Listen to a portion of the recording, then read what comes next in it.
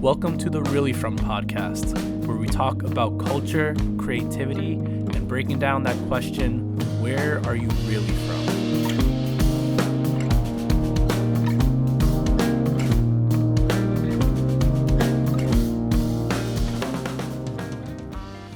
Welcome to the pod. Before we begin, I got two fun announcements for this weekend.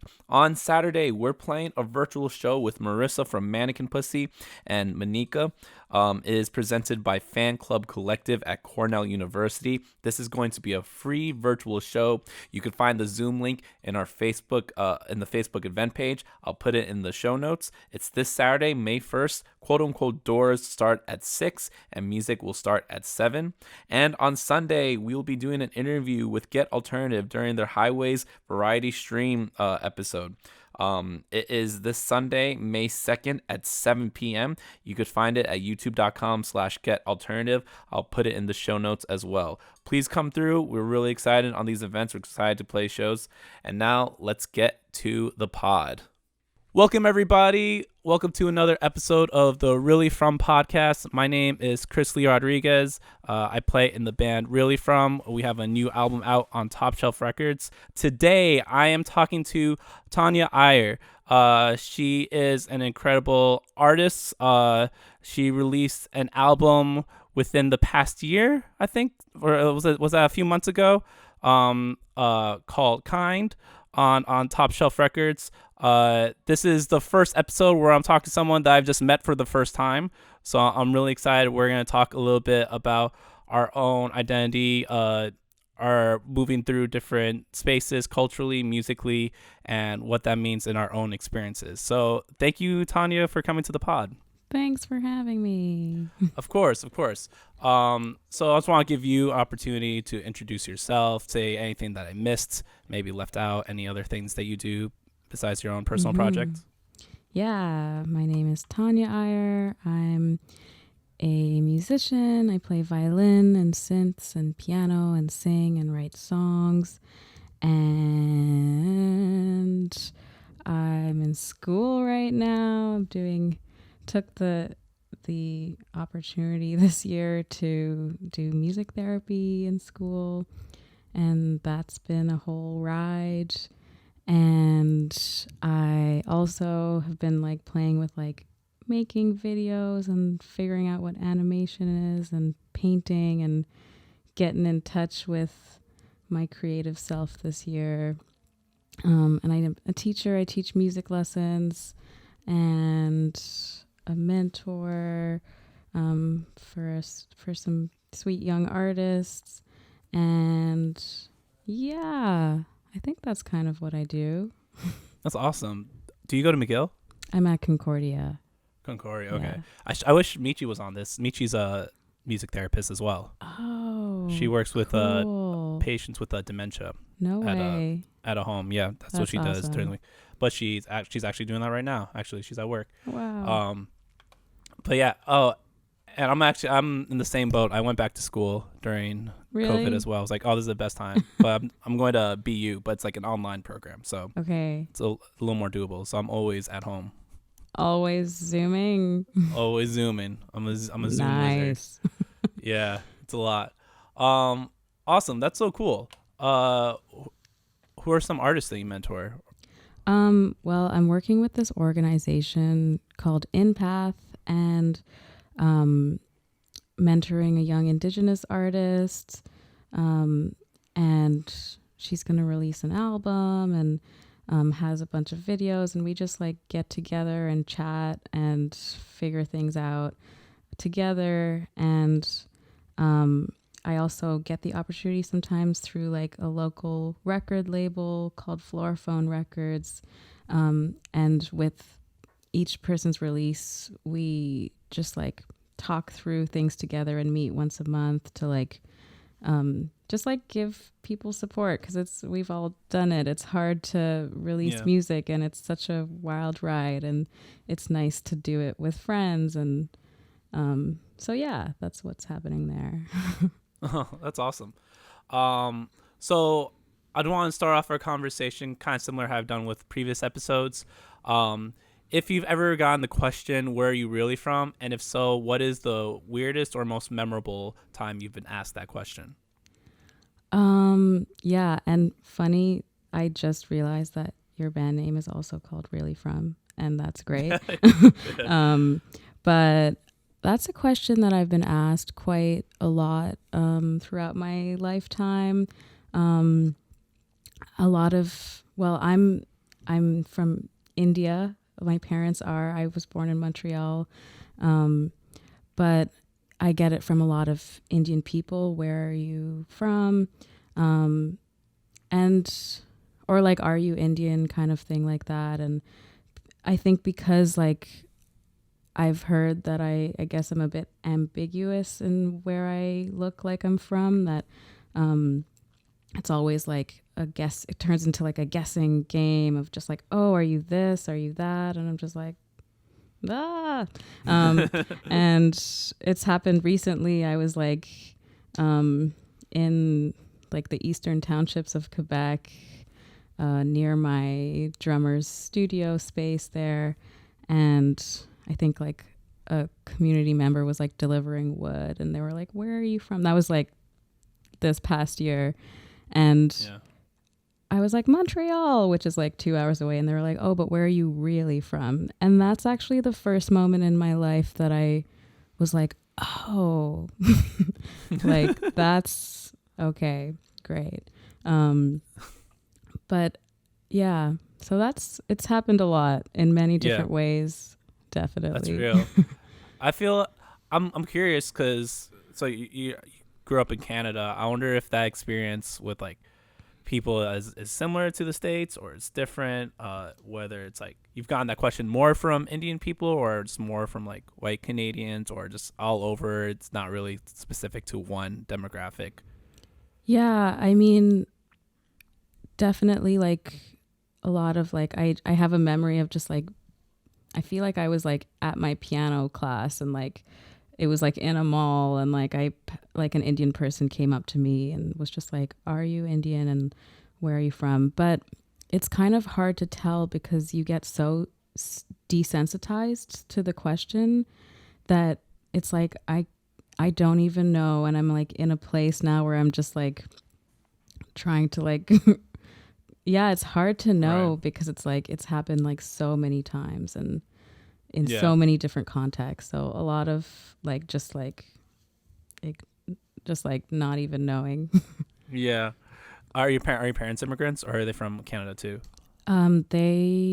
They immigrated to Canada in like the 70s and 80s. My dad Oh, in the cool. 70s and my mom in the 80s.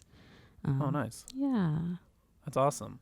Um, yeah, Arranged marriage.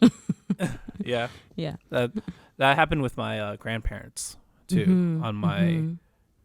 on my Chinese side. So I'm Chinese and Puerto Rican. So I have like a little bit mixed too, and I had very similar situation where I got it from a lot of like Asian and Latinx people as much as white people.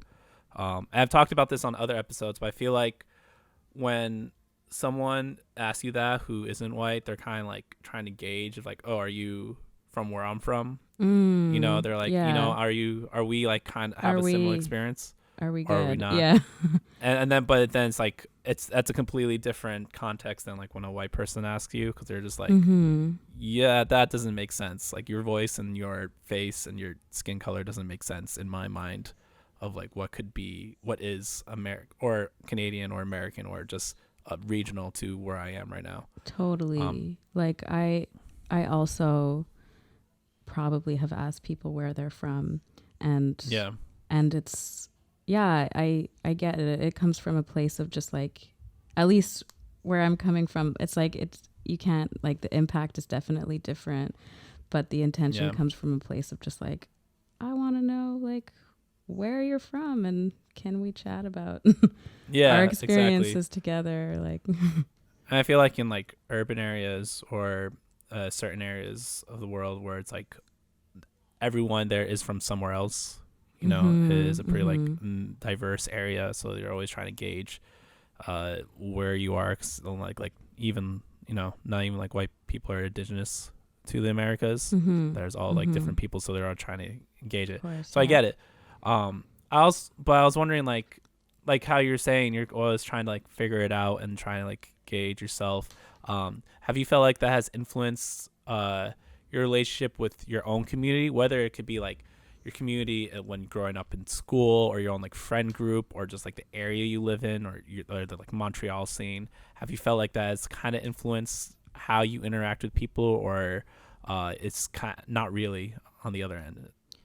Yeah, I mean, I think like growing up, I was really lucky to like grow up with a very large South Asian Indian community, um, and had like solid like friends, um, who like we did dance together and we learned like Indian Carnatic singing together and like connecting to art with my culture and even just like clothing and like um the colors of like all of the fabric just like helps me connect to my culture more. So there was a lot of like, yeah, I think because like my parents like exposed me to like even like if artists from India would be coming to Montreal on tour, like we would be at every single like dance show and music show and like started taking like Indian violin lessons, and it was really like a huge part and is a huge part of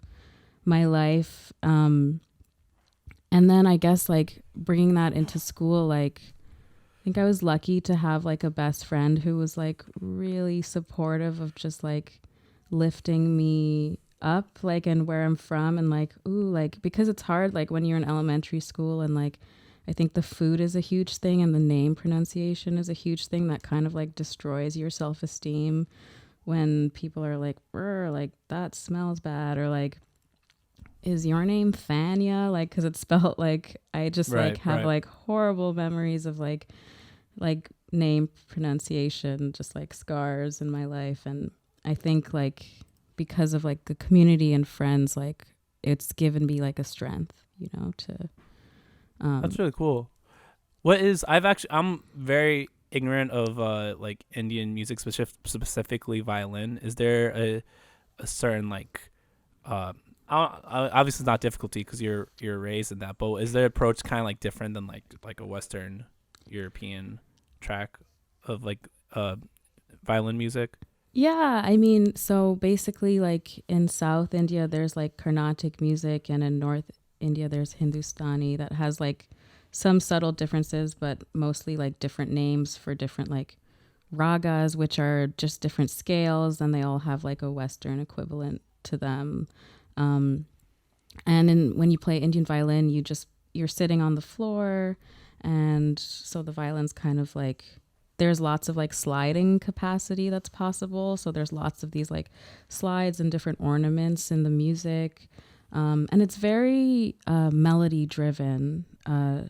Like you're playing with like a drone or like and percussion Mm, instruments or like another vocalist who's also singing a melody, and like in like a band context maybe the violin is very much just like imitating the vocalist. And um that's really cool. yeah. Our Asai who played with us and produced the most recent album is from Mm-hmm. his family's from South India too.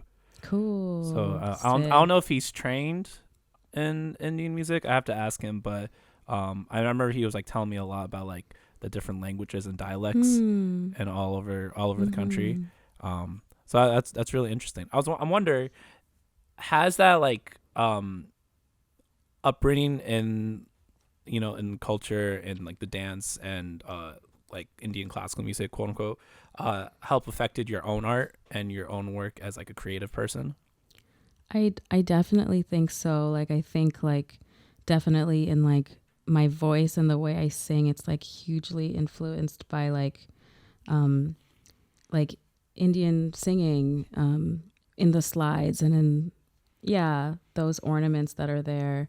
Um and even my violin playing too, like I remember growing up it was really hard for me like learning like Indian violin and Western violin Mm, at the same time, like changing the intonation of the strings because it's a different it's like different strings for each kind of side. And um yeah, it was kind of difficult to um just like not just like mash them all together. And like I Yeah. remember, like, for example, in Indian violin, my teacher would be like, don't do vibrato because that's a very classical music kind of thing. And in Western violin, it's like, why are you sliding there? Like, Yeah. and so it was a very like, I remember it being like difficult to like navigate in terms of musically. And then I guess it's the same thing, like inside as well. It's difficult to navigate like those two different streams of being. Yeah, it's like code switching in a way. Yeah. They're Exactly. just kind of like changing to like one mode music and another. I'm wondering, if have you found? You said there was like an Indian population community in where you grew up Hmm. in Canada. Have you was that something you found similar in like your own music scene as well, in like the independent music scene or the other artists that you might interact with up in Montreal? Like if there's like an Indian Yeah, scene. or where you felt like you were the only like Indian person in like at a show Yeah. or in your own community and music scene.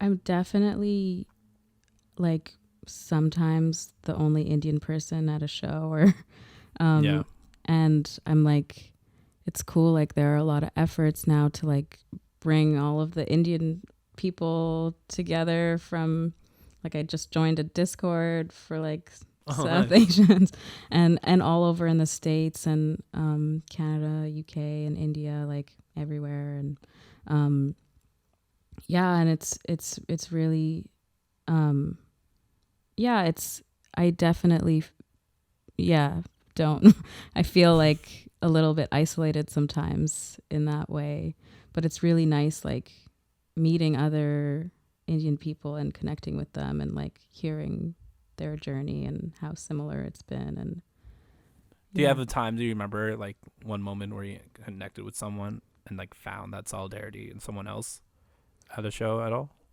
um yeah, like definitely like um it's happened at shows, and I remember just like connecting with friends and just like, well, with the one other half Indian person at this show. And um just like it's funny just like laughing about like our culture and like the different, yeah, just like things that happen. And like even just like going into music in general, like it's like I've also connected with people who's been like, yeah, it's been really hard, like because there's like also a presidents in the culture where it's like going into art or music isn't a very traditional path that you should take. And it's been like a fight inside me for like years and years of my life just to be like, no, I love this thing and I like just want to do music. And yeah, Mm, that's definitely. real.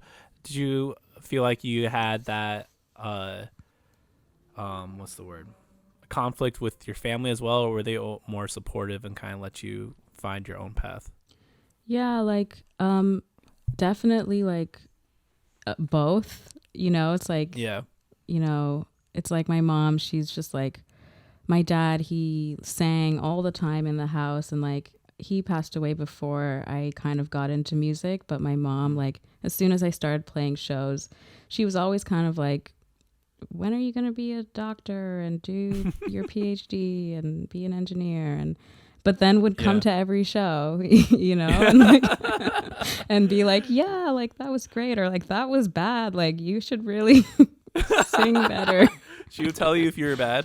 She has opinions definitely on if I'm bad or good at That's music. amazing. That's um and still I'll like show her a demo and she'll be like, oh, very good, lots of melody, and then like very much better than your other songs, like yeah. and you experiment with electronic music as well, I right? do, Do a yeah. lot of that. How's she kind of like taken to that? Or she always like, oh, I kind of hear the melody in this, or she's like, you're doing drugs kind of No, response.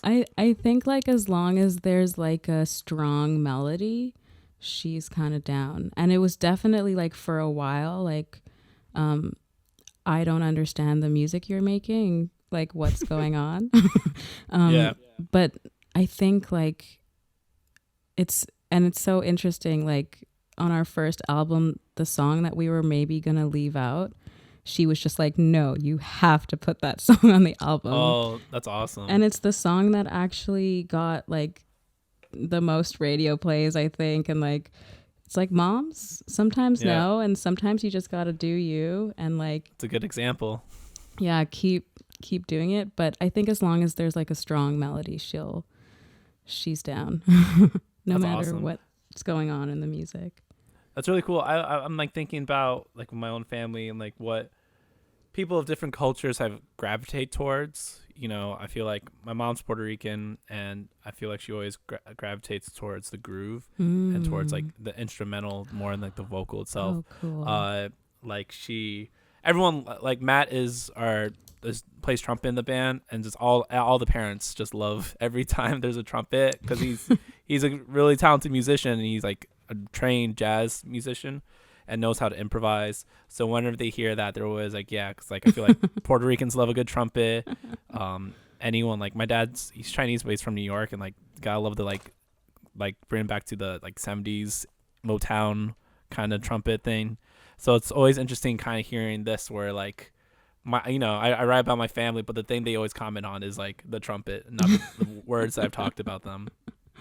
That's really cool that you bring that up, because I'm realizing like since Indian music is very melody based, my mom is always talking about the melody.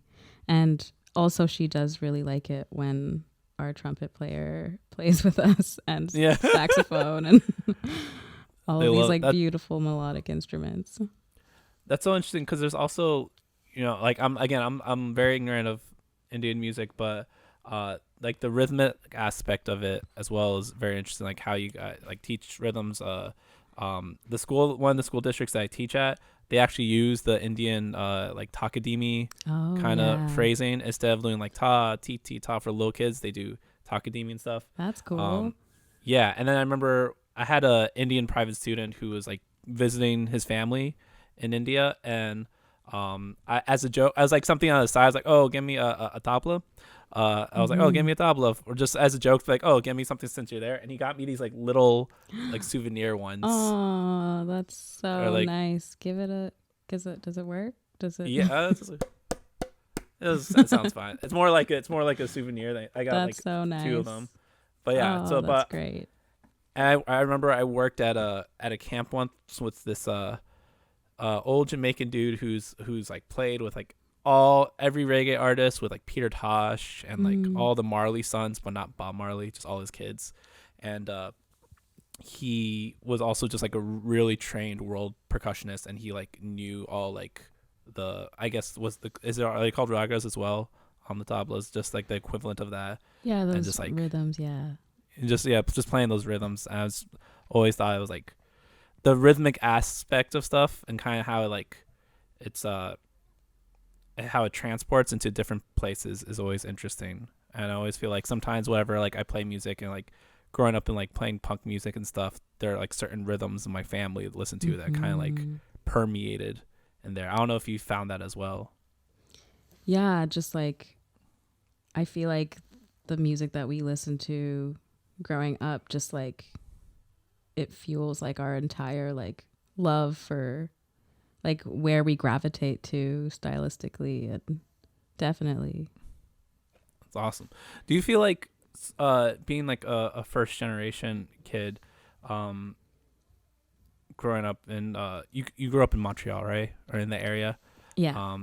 So do you ever feel like being like first generation and your parents are immigrants, it was easy for you to connect with that side of the culture since you seem to be so immersed in it? Or did you feel like there was always some type of disconnect, being like, oh, I'm Indian, but I'm also Canadian, and I like my accent is different than my parents' accent, or there's something that is not connecting me? Or where you feel like, oh, I am able to inhabit so many different spaces, and you felt like that was more of a privilege to have? Yeah, I think it definitely has its pros and cons. Like I actually don't hear my mom's accent. and I haven't heard it until like a friend was just like had commented on it, and I was just like, what? But then I Yeah, realized that kids don't often hear their parents' accents, which is that's true. kind of cool. Um, but definitely like when I have been in India, like I'm definitely like a foreigner. And even my Mm. mom has said that too. Like when she goes to India, it's like, it's kind of like being in, now she's been in Canada longer than she was in India. So it's like Mm. this shift that starts to happen. And it's funny, like she asked me actually like earlier this month, like, where do you think you're from? Do you feel like you're Canadian? Do you feel like you're Indian? And she likes to ask questions like that just on a casual day. And I was just like kind of like everywhere and nowhere. You know, it's Mm. like a huge I feel like I'm still figuring it out too, like how I can like balance all of these elements in my life and like um include them and like have like I guess like the music, even the music that I'm drawn to create naturally Mm. in my band. It's like there's some sort of touch in there, but it's not Indian music. And it's my mom is always like, when are you gonna do Indian music in your band? And I'm just like, I don't know, like if that's what it is. And That's so um interesting. Do you feel yeah, like? Oh, I'm sorry. no, you go ahead. I was gonna ask. Do you feel like, even like to like the Canadian side of you? I know here in the States, this country is huge, and there are so many different subcultures. Like I think Trevor Noah said, we're not one country; we're just 50 countries that are just like in Mm-hmm. a bad marriage with each other. That should like split up. But like personally, I'm from like the Northeast. Like I grew up outside of New York, and I live in Boston right now. And my experience in the Northeast is completely different than like when I go to the Midwest, or when I go to California or like Texas. It's like a completely Mm. different world, and even just like the behavior is different, the attitude is different. Do you feel that as well? There, you like when you're in Quebec, there's like a certain mindset or like culture that's different than if you go to like Ontario or like the Vancouver. I Hmm. don't know if you've ever been traveled that far either, but do you feel that, or do you feel like it's all kind of the same? Definitely like in like the bigger cities, it's similar. There's Mm. and I think it's also influenced by like rent prices too. Like Montreal is was commonly known for having like very affordable rent, and that like makes people like come out to shows more. And like but when you go to like I think smaller cities, like that's where you would find like a different kind of mindset. Mm. And I think that's a very common thing for like um cities and more like countryside. But also like my one of the singers in my band is from like a really small town in the Gaspésie in Quebec, on a farm. And like the community there is awesome. And like her sister organizes this like huge music festival and just brings like so much That's to awesome. that community. And I've heard sometimes like, oh, maybe like they prefer like certain styles of music, and like sometimes like if the style is out, it might be too much. But also it's like it's very varied. Like sometimes it's just like they actually just love Yeah, all music there, and it's kind of cool. that's So awesome. yeah, it's definitely more exploring needs to be done on that one. Yeah, I mean, also the stereotype is that Canadians are really nice, and Mm. that's what and then the stereotypes in America is like we love guns. That's why when we were on tour with Gulfer, I think Vincent was just like, "Oh yeah, you have a gun, right? Everyone here has a gun." Oh my And gosh. I was just like, I think he said that as a joke, but I was just like, "Yeah, we're a really violent country." um, it's cool. That's kind of like we're kind of going back and forth. Uh, but I feel like in terms of like your artistry and like when you are actually like sitting down to create something, whether it's music or like visuals, or I know you do stuff with video as well and film. Um, are you like when you approach it, do you feel like, and we talked about this a little, that like that your upbringing in Indian music, and or your upbringing just in like in Montreal and Canada, like influences how you create or how you approach as well, or do you feel like more in a vacuum, or just like it's kind of not one thing, you just like do it all comes together, just your whole experience as a person? Yeah, I really feel like my whole person experience just like comes together. Like, um, definitely the second one. To create something like kind of that's like unique to me, you know, and that's what I love about like songwriting, because like everyone just like creates their thing, and like it's always going to be different because it has like their flavor and their color palette on it, and I think that translates to the music that we make, definitely. Yeah, I feel the same way too, and I feel um like this past album that we just released is I always make the joke that I've been writing the same song since I was 12, that I've just Mm-hmm. been just kind of like trying to write the same thing over and over again and approach it in different ways. And like I mean, the main reason, the impetus behind the band name and this podcast and everything is because I was very similar. I just always asked that question. Like I had grew up in like around a lot of Filipino kids growing up, and they thought I Mm-hmm. was Filipino, or like Mm. Korean kids, or like Hispanic kids. And just kind of always doing that. When I was teaching, when I first started teaching, I would play two truths and a lie, and I would like say like I'm like Puerto Rican, I'm Filipino, I'm Chinese, and they'd have to guess what's the lie is. And just so to get out of the back, because like Oh my kids ask that gosh. because they're curious, and they're like they don't really know either. They're like they're trying to Yeah. understand what it means to ask something. And I remember one time, I had like a slide, like a PowerPoint, and it was like a picture of me. It's like, all right, what do you think I am? Which one's the lie? And this one girl was like, of course he's Puerto Rican. He's got the swoop. Look at his swoop in his hair. And because my hair was like kind of curly, they just figured that that was that. But I forgot where I was going with this. I guess it's just like, do you feel like, with you, like with me personally, I never felt pressure to write about this stuff, like write about culture and like ethnic identity. It was just what was interested in me, and that's kind of what surrounded me. Mm.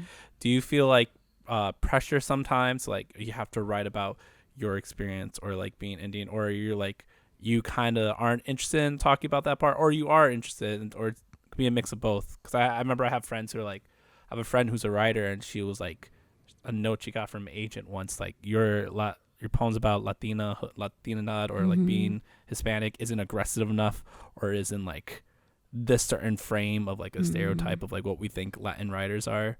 So do you ever feel Rough. like you have to fit a box, or you feel like you have the freedom just to like be whatever? Also like a bit of both. I think like the only time I've felt like pressure actually is like the first grant that I applied for.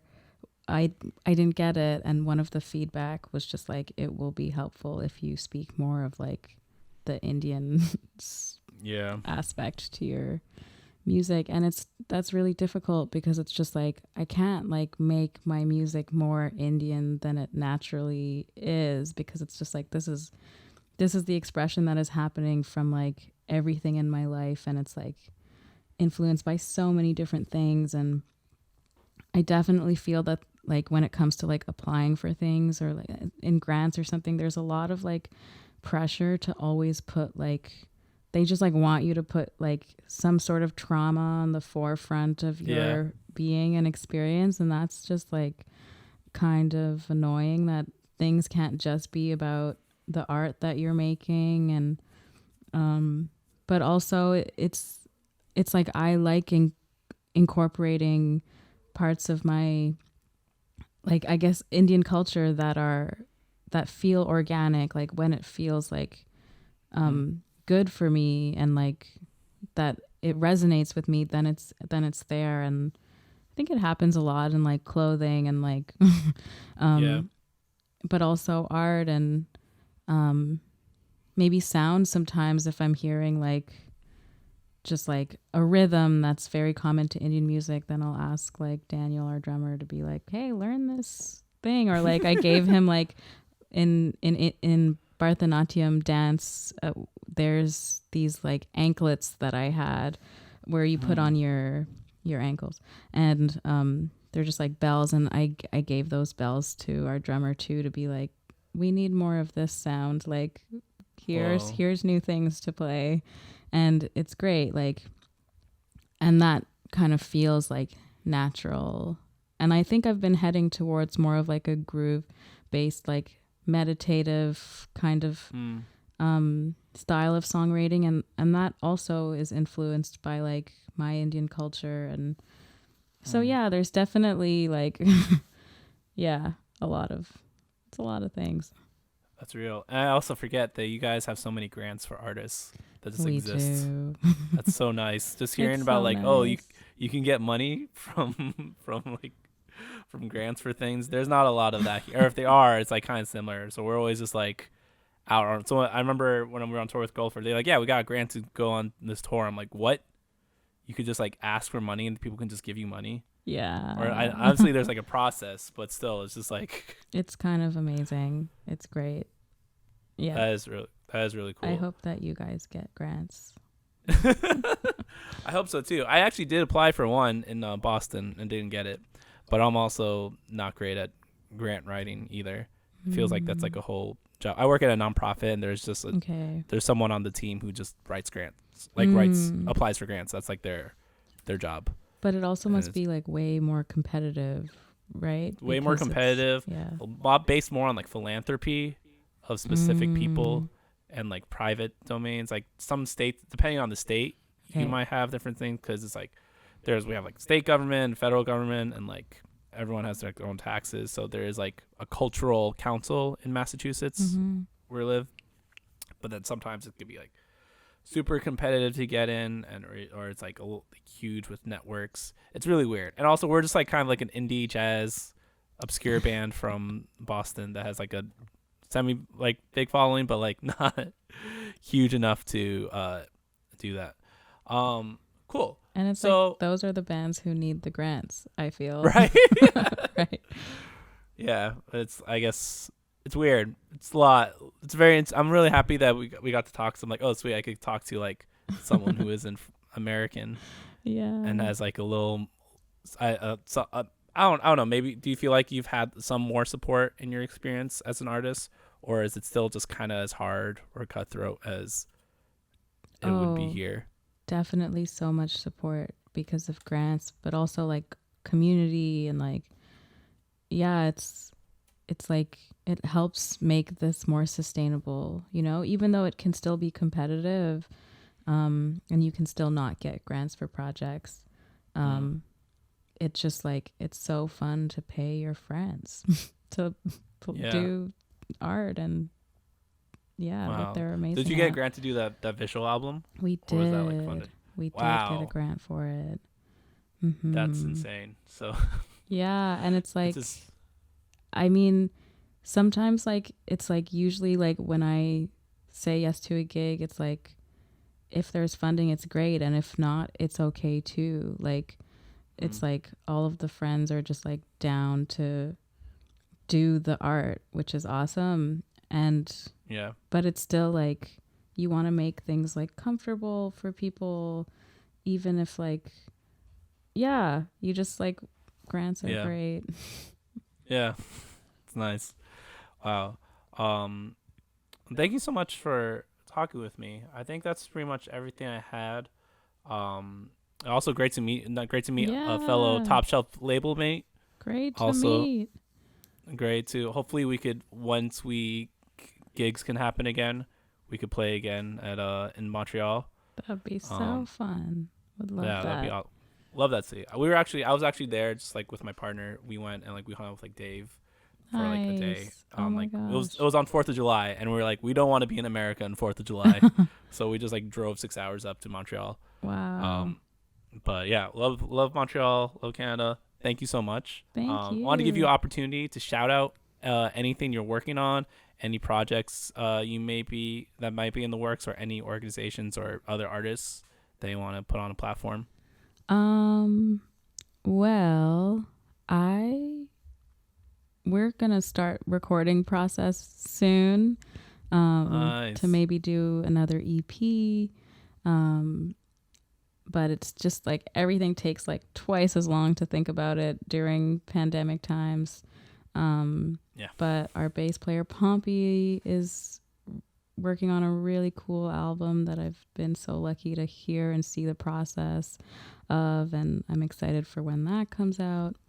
And I'm also on like the board of like an organization called Les Saint Patrick that is part of a venue in Montreal called Resonance Cafe, which you guys should play at.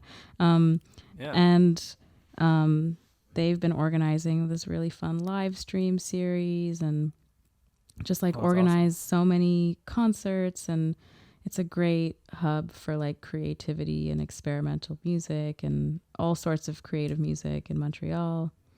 And just like, I don't know, there's a lot of there's a lot of amazing music coming out from friends and people in the community, and I can't wait to check out your album. You should. Please listen to it on all streaming platforms. Everyone who's listening to this podcast.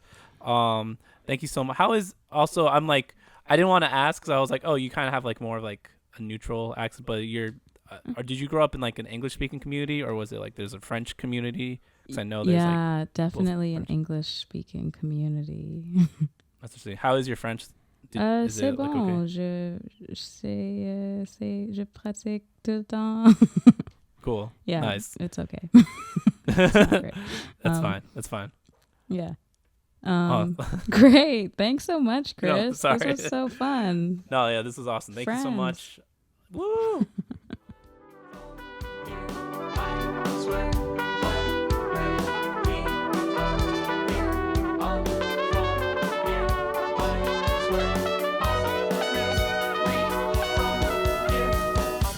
From here.